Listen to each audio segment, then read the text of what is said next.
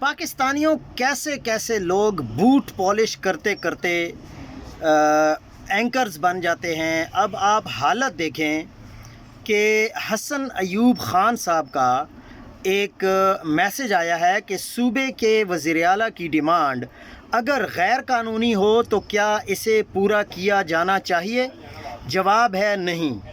اس لیے ایک نااہل اور عدالتی سزا یافتہ مجرم سے صوبائی کابینہ کی تشکیل کے لیے مشاورت کی اجازت قانون اور عدالتی فیصلے نہیں دیتے، لہٰذا سہیل آفریدی کو ملاقات کی اجازت نہیں دی جا سکتی اور عشق عمران کا امتحان جاری رہے گا۔